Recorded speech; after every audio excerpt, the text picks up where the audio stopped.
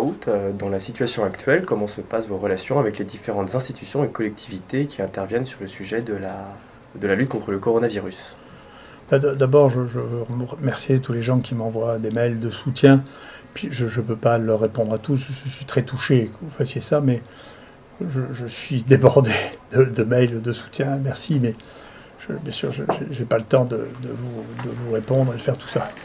Euh, Deuxièmement, ici, on a vraiment beaucoup d'aide de notre institution, l'assistance publique, en particulier avec M. Pazelli, l'ARS, avec M. Lemester, qui nous aident, qui nous soutiennent, avec des difficultés que parfois ils ont à organiser des choses que nous faisons ici, qui ne correspondent pas nécessairement aux lignes directrices qui sont faites. Et puis, bien entendu, je suis en contact avec le ministère et avec le président de la République pour leur dire ce que je pense. Après, le processus de décision de la politique, c'est le leur, mais moi, je reste en contact avec eux directement, parce que le conseil ne correspond pas à ce que je pense être un devoir de conseil stratégique. Et puis, bien entendu, encore une fois, les communautés, les communautés territoriales sont me soutiennent beaucoup, et donc je remercie tout le monde. Je n'ai pas beaucoup de temps, je ne prenez pas ça pour mépris des messages. J'ai pas beaucoup de temps, j'ai pas de temps pour faire les interviews. Si je les faisais, j'ai une pure de 36 heures par jour. J'ai du travail, beaucoup de travail. On a 75 malades hospitalisés, 600 malades à tester par jour. Il faut organiser tout ça. Un jour il manque ceci, un jour il manque cela, un jour sur la logistique il faut organiser les choses. Et donc c'est bien sûr ma priorité. Le reste j'aurai le temps d'en parler après. Voilà. Pouvez-vous nous en dire plus quant à la toxicité de l'hydroxychloroquine qui est mentionnée régulièrement? Bon, d'abord, pour moi, c'est prématuré de vous donner des résultats cliniques sur la suite des gens qu'on traite, mais ne vous inquiétez pas, tout va bien. Pour la toxicité, donc je vous donnerai des données plus précises ultérieurement. Pour la toxicité, là aussi, le monde devient fou. Je vois que la FDA aux États-Unis, qui est quand même vraiment un gendarme extrêmement sévère, a donné le feu vert pour traiter les New-Yorkais avec l'hydroxychloroquine et l'azithromycine.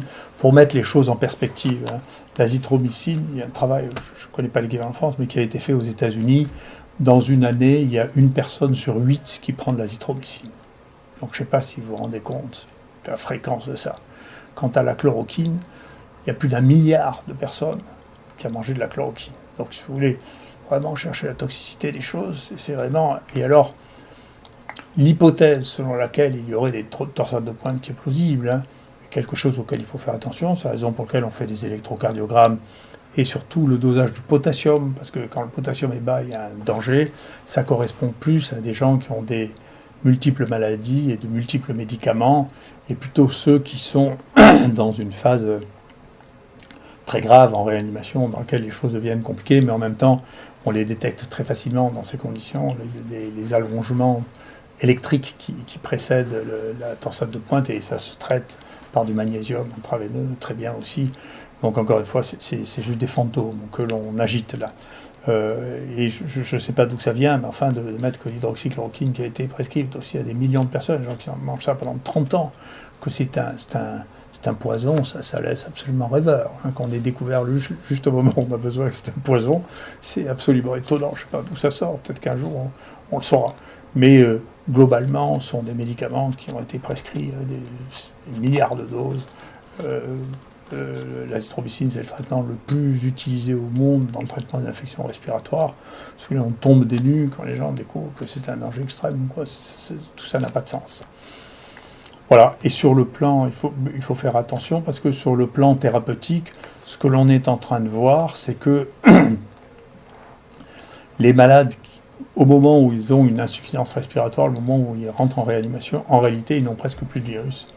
Et souvent, on n'arrive même plus à cultiver le virus. Donc c'est trop tard pour traiter les gens pour des antiviraux. C'est trop tard. C'est quand ils ont des formes modérées, moyennes, ou qui commencent à s'aggraver qu'il faut les traiter, parce qu'à ce moment-là, on contrôle les virus qui se multiplient. Quand ils sont rentrés en réanimation, et quand vous faites rentrer les gens de plus de 80 ans en réanimation, le problème, c'est plus le virus, c'est comment on arrive à sauver. Les réanimateurs font des exploits extraordinaires maintenant, et de plus en plus. Hein. Mais comment on arrive à sauver quelqu'un qui a plus de 80 ans, qui est intubé, qui a une ventilation artificielle et qui va rester 1 mois en réanimation? C'est extrêmement difficile. Donc, moi, je plaide pour qu'on commence à traiter les gens avant. Et il y a des choses qui peuvent faire suspecter que l'on est malade, en particulier quand on ne sent plus l'odeur, ce qu'on appelle nous une anosmie, quand on ne sent plus le goût du sel, que nous on appelle une agosie, eh bien c'est souvent associé avec cette nouvelle maladie. C'est probablement ces gens qu'il faudra tester en priorité. Comment analysez-vous les données de mortalité que toutes les semaines à l'IHU Méditerranée Infection vous observez? Nous, on surveille la mortalité réelle de ce qui se passe dans notre échantillon à nous. Donc, vous voyez, ça c'est le nombre de morts qu'on a par semaine dans l'IHU. Là, vous avez ça sur 3 ans. Et vous voyez, alors que normalement, on a un pic, vous voyez, en janvier, février, mars, ici, et puis ici, on ne l'a pas. Donc, on a eu un pic en novembre-décembre avant qu'il y ait le Covid, et ici, il y a plutôt moins de morts que d'habitude. Donc, c'est pas très inquiétant. Et quand on regarde avec quoi sont morts les gens qui sont morts, on regarde ça, nous, chaque semaine, de quoi ils sont morts, eh bien, pour la première fois, on voit de manière... on a 2 personnes qui avaient un coronavirus qui sont morts, mais il y en avait un coronavirus chinois, mais il y en avait 2 qui sont morts avec un coronavirus NL63, personne ne parle. Pour l'instant, on a eu autant de morts avec les autres coronavirus que celui-là. Il y a eu 2 morts de grippe, et il y a eu un mort avec un métapneumovirus. Et donc, si on regarde les 4 derniers mois de cette année, par rapport aux 4 derniers mois de l'année dernière, pour regarder les infections respiratoires d'origine virale, pour l'instant, il y en a moins cette année, à peu près 2 fois moins que ce qu'il y en avait l'année dernière. Donc peut-être que l'avenir est imprévisible. On verra bien, peut-être parce qu'il y a beaucoup moins de grippe et beaucoup de virus respiratoires syncytiaux qui ont circulé. Donc on verra bien ce qui va se passer, ce que diront les données pratiques.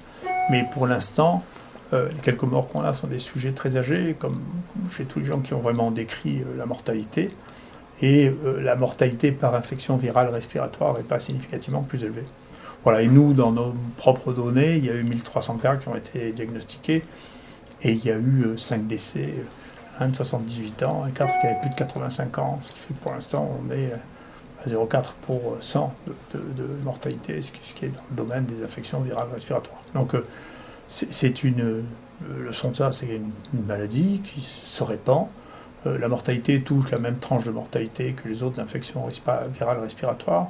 Il vaut mieux traiter les gens un peu plus tôt parce que les sujets âgés qui rentrent avec des insuffisances respiratoires sont très difficiles à rattraper.